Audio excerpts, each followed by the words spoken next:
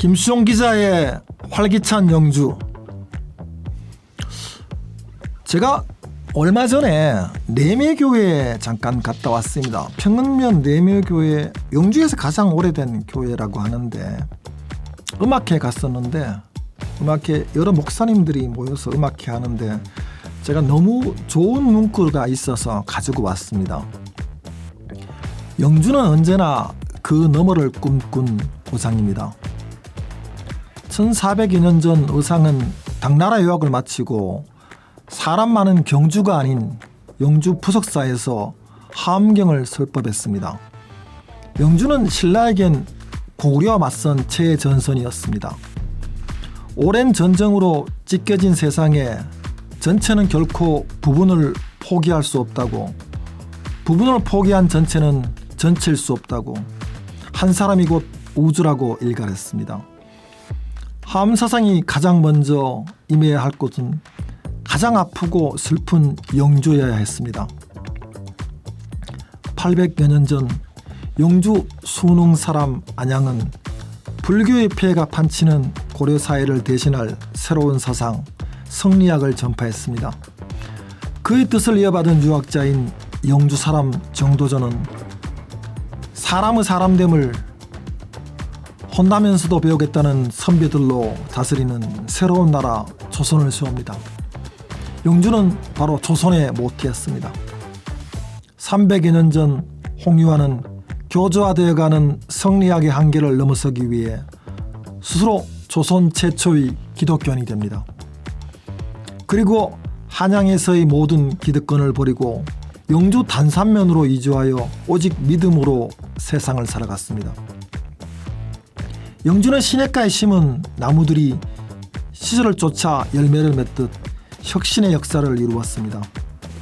영주시 평흥면의 내매교회는 100여 년 전 국권을 일본에게 빼앗기고 죽어버린 나라를 다시 살 희망을 기독교에서 발견한 강재원에 의해 영주 최초의 교회로 세워졌습니다. 내매교회는 온 마을 주민에게 성경을 가르치고 특히 어린이들에게 한글을 가르치며 독립된 조국의 꿈을 꾸게 했습니다. 이 아이들이 거룩한 무고로 부른 희망의 노래는 예언이 되어 이 민족의 독립을 이루었습니다. 감사합니다. 김수용 기자의 활기찬 영주입니다. 오늘은 김수용 기자가 만난 영주 사람으로 더불어민주당 영주 봉화 영양 지역위원회 박규환 위원장을 모셨습니다. 박규환 위원장은 10여 년 전에 봉화로 기촌한 기농일이며 전직 학원 강사의 목사이자 역사학 박사인 분이십니다. 제가 이분을 모신 이유는 영주의 정치 얘기를 하려고 하는 뜻도 있긴 하지만 기농일로서의 삶, 혹은 목사로서의 삶, 혹은 역사학 박사로서의 삶도 현재 살고 있는 모습을 제가 가끔 발견하기 때문입니다. 최근에 보니까 여러 교회에서 설교를 하는 건 아니지만 교회에서 자주 왔다 갔다 하시고, 그다음 박사하시니까 지역학, 지역 역사 문제에 대한 강의나 세미나도 가끔 하시는 모습을 또 볼 수 있어서 한번 뵙자고 했고, 지난 선거에서 아마 영주에서 국회의원 후보로 나온 사람 중에 예전에 물론 중선거구 때는 홍사덕 의원 같은 분이 당선되기도 했습니다만은 소선거구제가 되고서 한 25% 정도의 지지율을 받은 아마 최초의 후보가 아니었나라고 생각을 해서 한번 불렀습니다. 한 30분 정도 이런저런 얘기를 나누고 지역 현안에 대해서 한번 들어보기 위해서 왔습니다. 먼저 반갑습니다. 네, 반갑습니다. 네. 더불어민주당 영주영양 봉화 지역위원장 박규환입니다. 네, 사실은 제가 정치 얘기 미리 하려고 하는 생각이 없는데 또 박규환 위원장님께서는 또 민주당 얘기를 먼저 하셔서 그런데 제가 궁금한 것 중에 하나가 지역에서 이제 사실은 정치인으로 한 1년 가까이 이제 사셨는데 6개월. 그렇죠. 그렇게 정확하게 보자면 한 6개월 정도 되는데 출마하고 한 6개월 정도 되지만 한 6개월 정도 사시면서의 정치인으로서의 소회는 어떤지 한번 궁금해서 정치인으로서의 내 삶이 어떻게 바뀌었으며 지역 문제에 대해서 이래저래 고민들을 한번 좀 물어보고 싶습니다.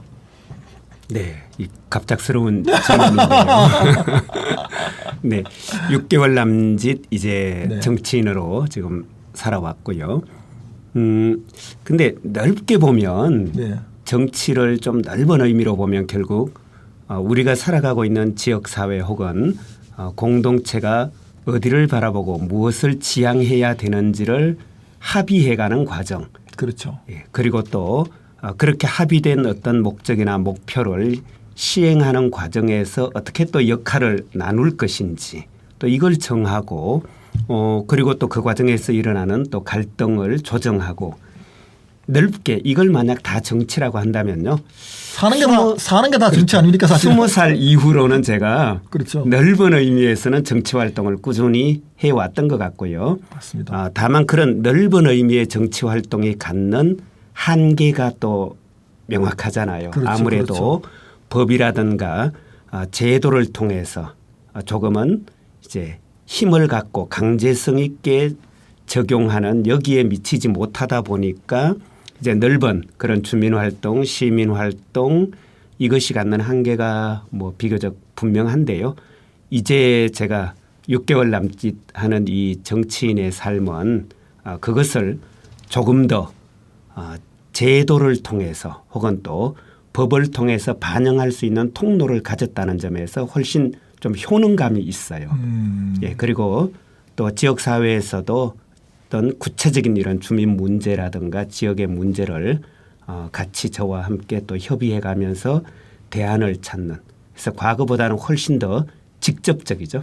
예전엔 그렇죠. 좀 간접적으로 했다면 이제 직접적이고 효능감도 있고 무엇보다 또 주민 여러분들과 지역 문제를 두고 같이 토론할 수 있는 기회가 많아져서 그건 아주 저로서는 뭐 즐겁기도 하고 그렇습니다. 그러니까 저도 대단하다고 생각이 드는데, 자, 제가 사실은 놀란 것 중에 하나가 그 소선구제가 되고서 영주, 영양, 봉화조에서 민주당 후보가 27%를 얻었다는 데 대해서 사실은 저는 깜짝 놀랐어요. 왜냐하면은 그 전에 뭐 늘 20%에 20, 23% 왔다 갔다 하는 상황이었는데 27% 얻었다는 거 놀라운 거고, 이제 그게 사실은 뭐 민주당 후보가 대단해서 27% 얻은 측면도 있긴 하지만 반대로 국민의힘 후보가 그만큼 예전 후보보다 좀 못하다는 측면도 있을 거예요. 그래서 저는 27% 얻은 데 대한 그런 얻었기 때문에 또 이제 내가 주변 사람들을 다시 보게 되고 또 주변에서도 좀 다시 보는 측면도 있을 거라고 생각을 하는데, 정말 27%를 얻음으로써의 느끼는 감정이나 또 이제 주변에 민주당을 바라보는 입장들이 조금 다를 거라고 생각하는데, 이전에 보던 시선하고는 어떻습니까? 주민들이 바라보는 우리 박 위원장님에 대한 시선들은 어떤지. 사실 지난 선거에서 뭐 상대편 후보 임 후보님이 어떤 정치적인 흠결이 좀 있었고요. 그리고 워낙 이제 정권 심판 분위기도 컸고 그래서 사실 그게 많이 일단 작용한 것 같고요.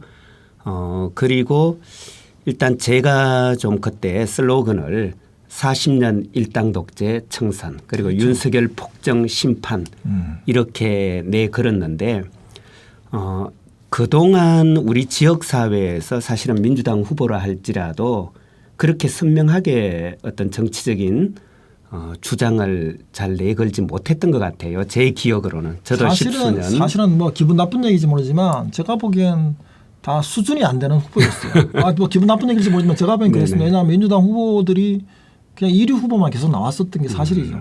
그런 문제가 있었는데 제가 보기에 박 위원장님은 그중에서도 아주 인류에 가까운 후보, 인류 후보라고 저는 생각을 합니다. 네. 고맙습니다. 사실 국회의원 선거는 지방선거와 분명히 차이가 있거든요. 지방선거는 어떤 지방정치, 지방행정을 이끌어갈 사람을 뽑는다면 국회의원 선거는 지역 대표성도 있지만 어쨌건 이게 국가를 이끌어갈 사람, 국정을 이끌어갈 사람을 뽑는 거죠. 물론 이제 입법부니까 뭐 행정권을 갖고 있지는 않지만 이건 말 그대로 국가 단위 선거인데 지금까지 국회의원 선거조차도 거의 시군 의원 선거 수준에서 어떤 지역 공약 중심으로 그렇죠. 이렇게 이루어졌는데 저는 그걸 안 하겠다는 것이 아니라 당연히 지역 대표로서 지역 주민들이 절실하게 여기는 모든 문제를 다 끌어안고 가야죠. 그렇지만 동시에 국가의 미래를 염려하는 그 마음을 받아서 앞으로 우리나라가 어떤 방향으로 가야 할지를 제시하는 것, 이것이 사실은 국회의원 선거의 가장 중요한 저는 맞습니다. 주제이다. 맞습니다. 그런 점에서 봤을 때 당시에 제일 큰 문제가 저는 윤석열 정권의 어떤 무능무지 무도함. 대표적으로 그게 최수건 해병권에서 여실하게 드러났고 지금 이제 거의 뭐 절정에 이르고 있는 저 김건희 여사의 국정 개입 문제, 이런 문제가 이미 그때 다 불거져 나오고 있었잖아요.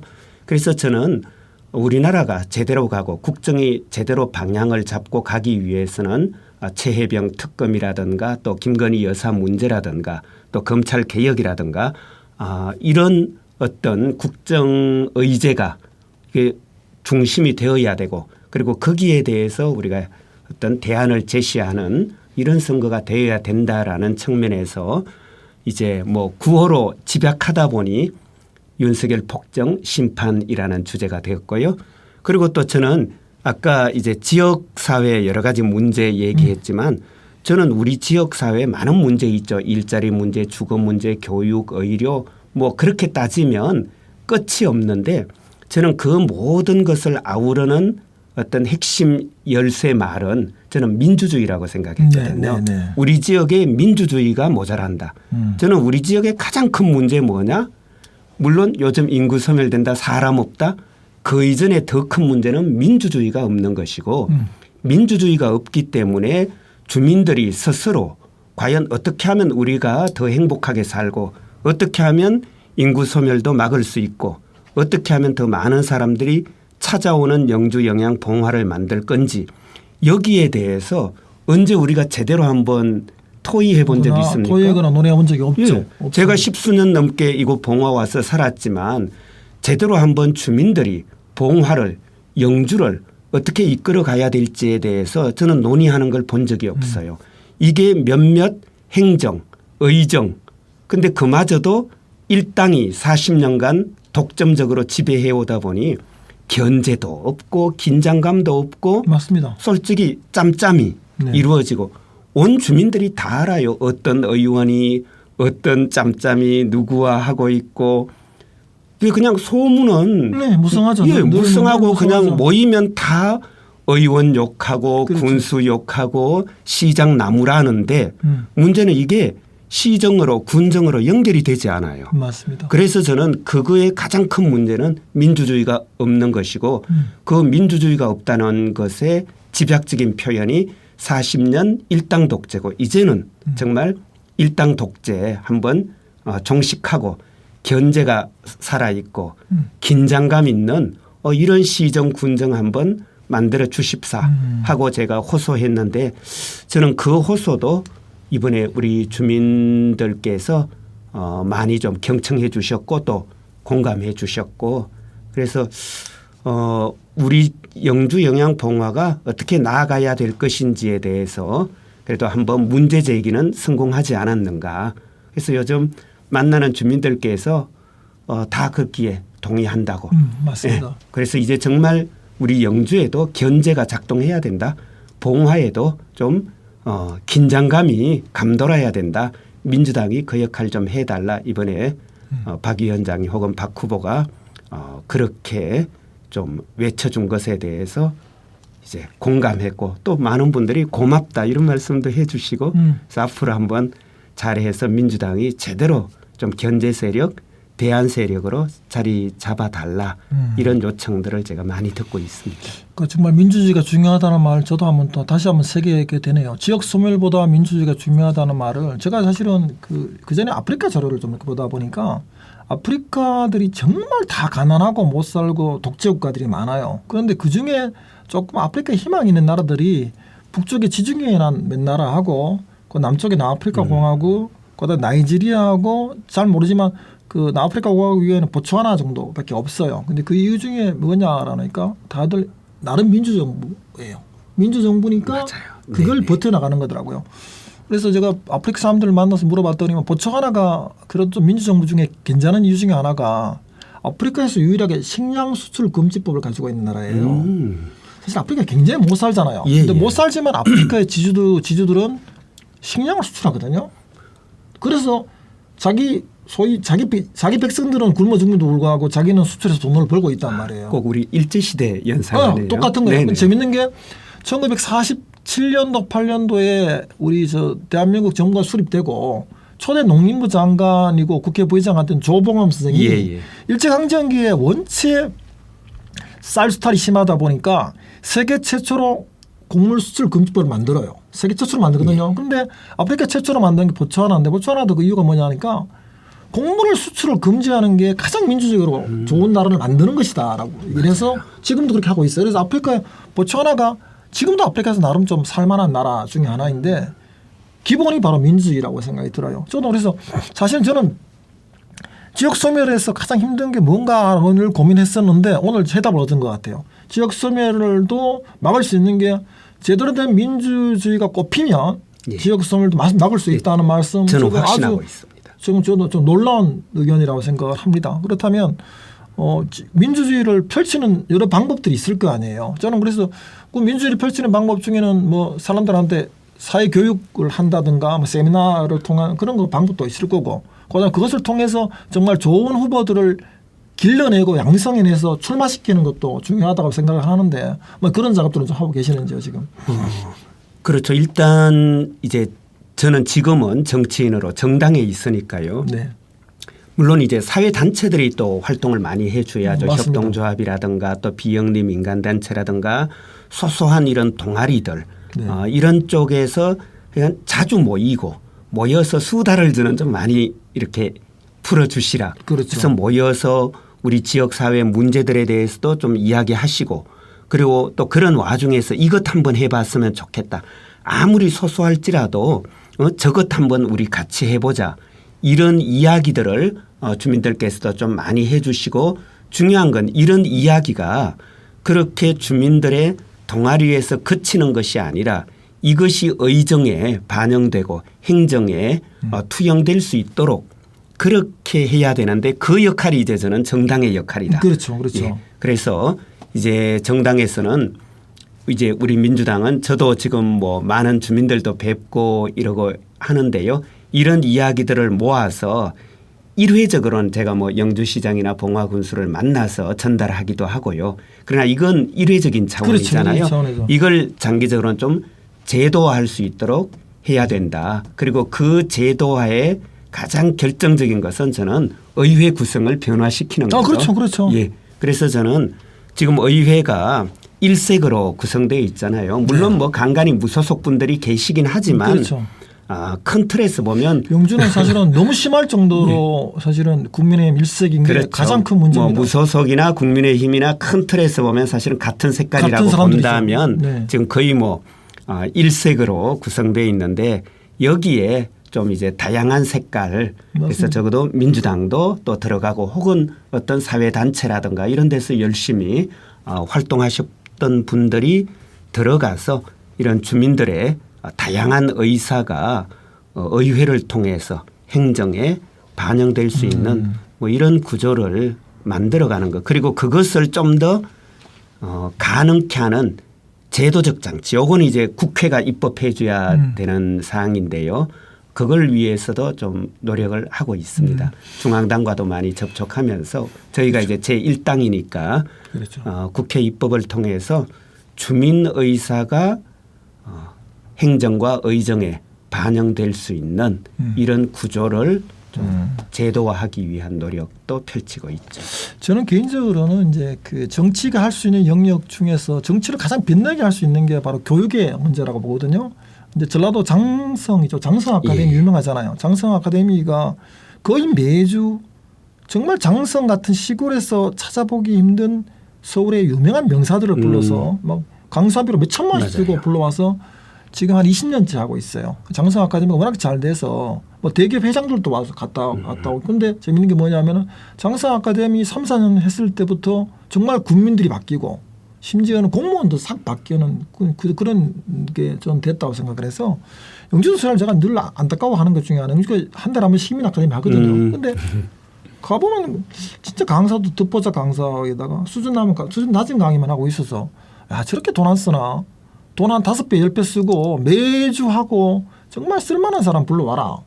그다음에 이제 역할이 시에서 하는 역할도 있지만 네네. 또 정당에서 하는 역할이 좀 그렇죠. 중요하다고요. 정당의 예. 사회 재교육 문제가 저는 굉장히 중요하다고 생각하는 사람인데 소위 정당에서 하는 정치학교죠. 정치학교 예. 뭐 서울 같은 데는 청년학교도 가능하겠지만 지방에서는 청년학교는 좀 불가능하다고 싶지만 그렇다고 해도 지방에서 시민 아카데미 같은 걸 열어서 정말 좋은 강사들을 불러서 열심히 좀 이렇게 시민들이 좀 우리가 보지 못했던 듣지 못했던 걸 한번 해보는 도전을 저는 끊임없이 해야 된다고 생각을 하는데 맞습니다. 저 개인적으로 그래서 바람 중에 하나가 소위 뭐 시민학교 청년학교까지는 쉽다. 시민학교를 한번 뭐 장기적으로 한번 마련해 보시는 네네. 게 좋지 않을까 생각합니다. 혹시 그런 계획은 없으시죠? 예, 계획이 있습니다. 아, 있습니까? 예, 네. 예. 그래서 어떤 말씀하셨듯이 네. 일단 이제 어떤 정치 사회적 현안에 대한 토의라든가 뭐 이런 것도 필요하고 사실 또 그 밑바탕은 방금 국장님 말씀하셨듯이 어떤 인문학적 소양도 맞습니다. 사실 중요하잖아요. 네. 그래서 어떤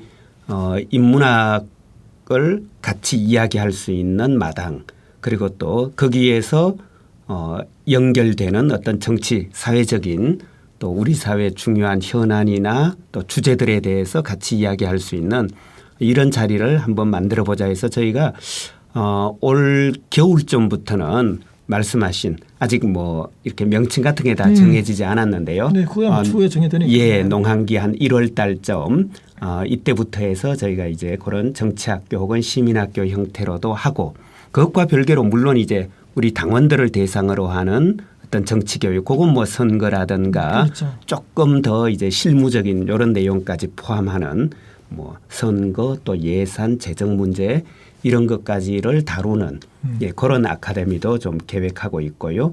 그리고 지금 아주 일상적으로는 저희가 뭐 2주에 한 번씩 요즘 또 저기 주제가 있는 수다방도 이제 시작합니다. 좋습니다. 말 그대로 수다방입니다. 네. 누구나 자유롭게 오되 예컨대 오늘의 주제는 뭐 역사 이야기.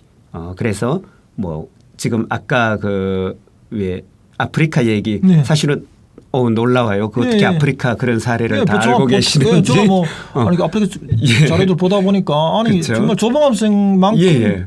훌륭한 친구들이 아프리카 보츠와나 있구나라는 그렇죠. 걸 다시 한번. 근데 보는 제가 거예요. 그 아프리카 얘기하실 때 왜 쌀 이제 곡물 그 수출금지법. 수출 금지 얘기할 때 우리 일제 시대 연상된다 했는데 그렇죠.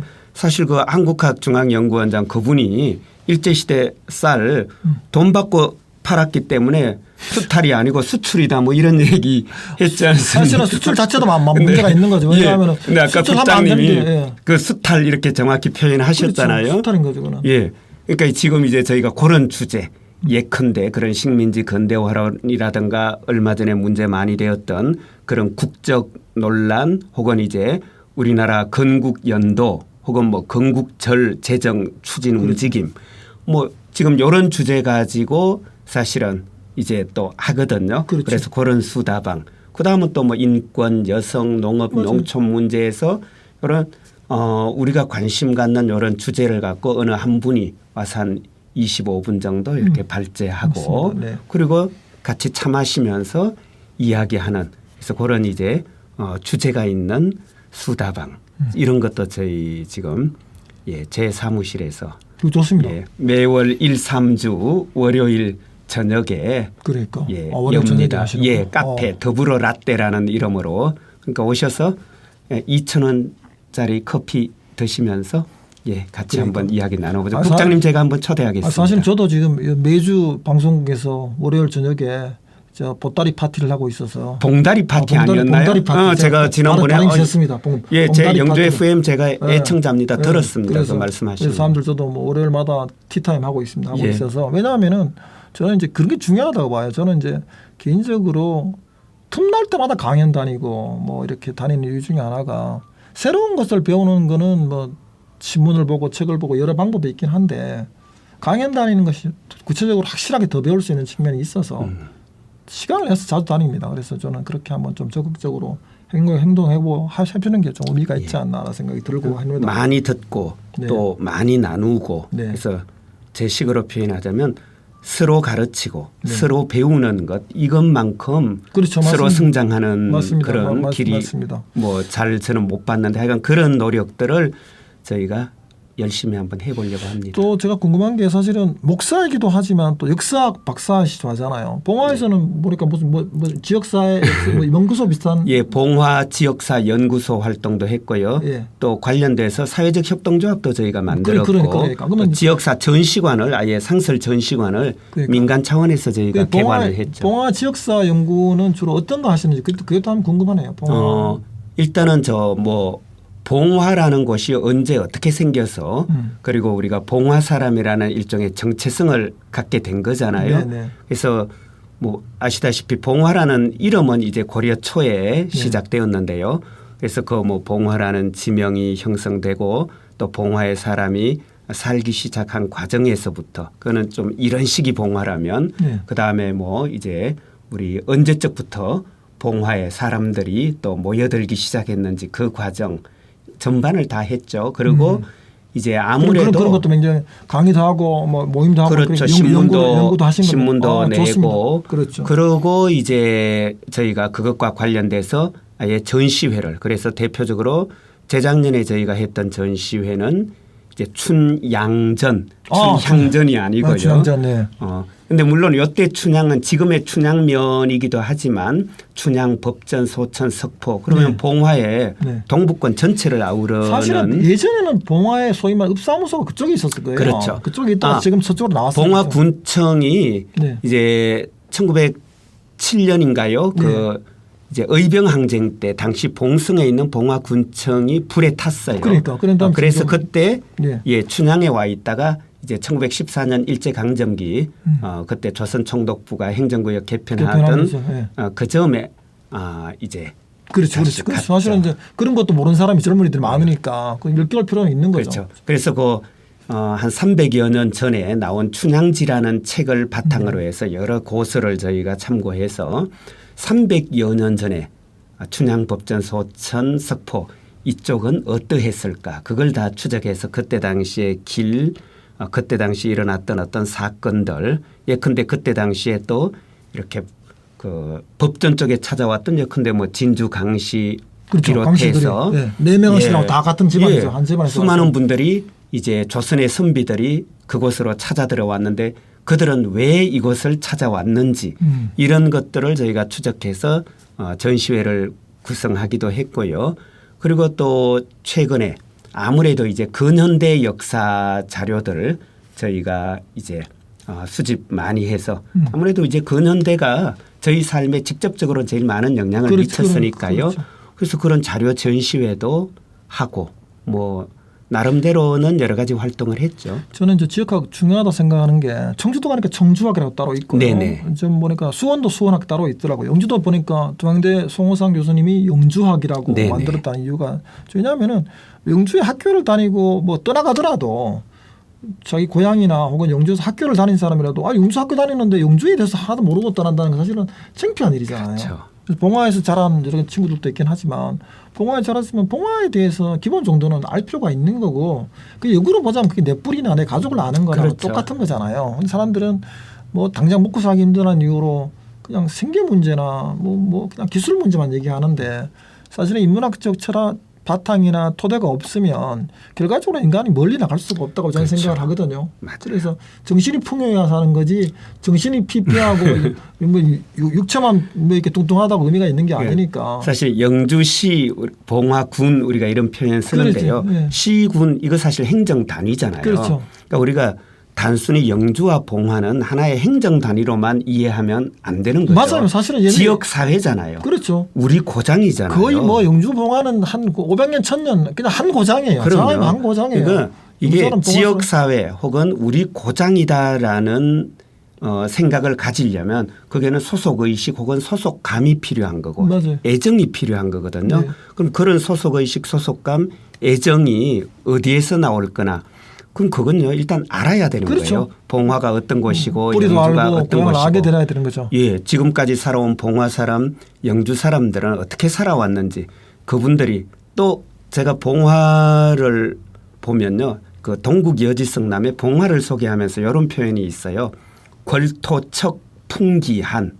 무슨 말인가 잘 몰라서. 그 땅은 메마르고 날씨는 매우 춥다. 아 정말 봉화 추워요. 예. 막내 말하면 모르겠는데 진짜 봉화 추워요. 그러니까 그러면 그 땅은 메마르고 날은 추워요. 그 옛날 사람들 얼마나 힘들었겠습니까? 그렇죠. 사실 매우 그 드라이한 그냥 이런- 몸이 건조한 표현 같지만 저는 사실 그 표현 딱 보는 순간 눈물이 핑 돌았거든요. 제가 살아봐서 알잖아요. 얼마나 추운지. 그리고 전라도 분들이나 이런 분들이 가끔 제 사는 제가 소천명 분천 저 여우천 꼴짜기에 사는데요. 와서 보고 깜짝 놀라요. 이런 데서 무슨 농사 짓냐.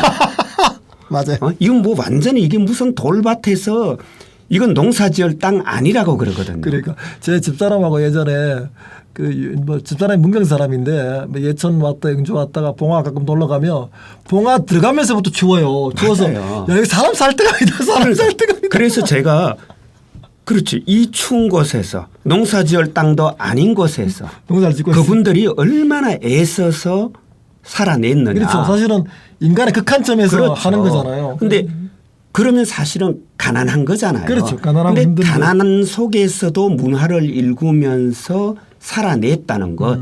그 저력이 얼마나 놀랍냐고요. 이 정말 척박한 땅에서 살아왔던 그분들의 삶을 우리가 한번 떠올려 보고 그러면서도 봉화의 문화를 만들어냈던 것. 저는 이거 정말 놀랍거든요. 저는 여기서 저는 봉화에서 태어나지 않았지만 지금 봉화에서 사는 사람으로서 엄청난 자긍심과 자부심을 느꼈거든요. 그래서 비록 가난하지만 문화를 일구면서 평화롭게 살아왔던 곳. 앞으로 우리도 비록 물질적으로는 도시에 비해서 조금 모자라지만 그렇지만 열심히 같이 나누고 같이 일해서 문화를 만들어내서 그리고 평화롭게 살아가자. 이거 아름다운 꿈이잖아요. 예, 예. 감사하고 오늘 사실은 한 예정된 시간 30분 정도 있는데 뭐 30분 정도 얘기를 거의 다 했고 사실은 이게 한 번에 할 얘기가 아니라서 제가 애초에 말씀드렸지만 아마 서너 번은 더 모셔야 될 것 같습니다. 사실은 정치 얘기도 해야 되지만 역사학 박사님이고 또 목사님이라고 하는 게 저는 또 굉장히 또 의미가 있는 거고 또 지금은 어떻게 보면 봉화 살고 있는 기농인으로 모습도 이렇게 제가 느끼는 것 같아서 하나하나 좀 짚어 넘어갈 측면이 있을 것 같아요. 봉화에 사는 기농인, 전직 목사님, 또 역사학 박사님, 또 정치인인 박주환에게 역사로 학생들도 많이 그렇죠. 가르쳤죠. 그래서 대학에서 제가 그런 분을 제가 한 번에 모시기는 너무 아깝고 하니까 한번 조만간 또 다시 한번 모시는 걸로 하고 하여튼 너무 감사하고 오늘 정말 재밌고 좋은 시간이었습니다. 그러니까 아직 감사합니다. 본론은 그냥 서론도 다 못 끝낸 것 같은 그러니까 이제 느낌이에요. 오늘은 서론만 하신 걸로 하고 뭐 조만간 제가 본론은 네. 다시 한번 부르겠습니다. 네, 불러주시면 또 네. 오겠습니다. 네. 고마운 마음 가지고 오겠습니다. 네, 감사합니다. 예, 고맙습니다. 예, 예.